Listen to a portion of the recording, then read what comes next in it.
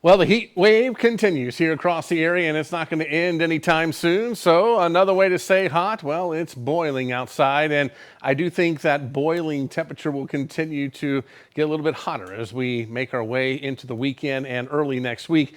That's likely when this heat wave will peak out here across the area. So, again, your heat threats, heat index values 104 to 108 across the region. I think the 108s will be farther to the east, closer to 105 as you get here to the I-35 corridor. UV index is going to be high. Dehydration, heat illness, yes, that can happen. So again, make sure you're hydrating, not just during the day, but replenish at night as well. What heat waves do is they knock you down slowly but surely.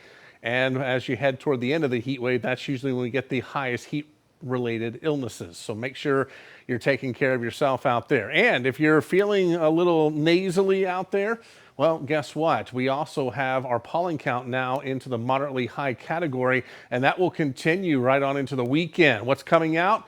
Ragweed. And ragweed won't go away until we hit about late October, November, when we get our first freeze. So it takes a long time to get rid of that around here. So if you're feeling that, well, there you go. High temperatures with the heat index. It's plenty hot out there. 100 degrees for Thursday, 101 Friday, 102, 103, maybe as high as 104 as we head into early next week. Heat index values don't go up too much though. Notice the feels like temperature. That's because the air mass will dry out just a little bit as temperatures climb up, but it all feels about the same. Let's take a look at our August heat wave again, show you a little different depiction. Instead of putting a big H on here, we'll say, well, there's your high, and we're right in the middle of it.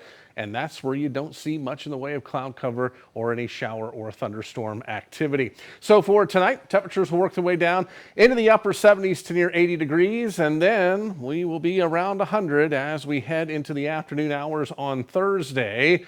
Want to kind of change your psyche here in the first part of our 10-day forecast.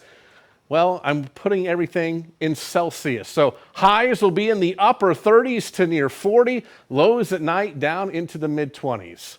Does that help at all? Well, let's give you the actual Fahrenheit numbers here. 100 degrees Thursday, 101 Friday, 102 on Saturday, 103s, 104s as we head into Monday and Tuesday. And then it may try to back down just a little bit as we head into Wednesday, Thursday, Friday, going into Saturday of next week. Lows at night will be into the upper 70s. And for the Brazos Valley, highs in the upper 90s will continue on into the weekend.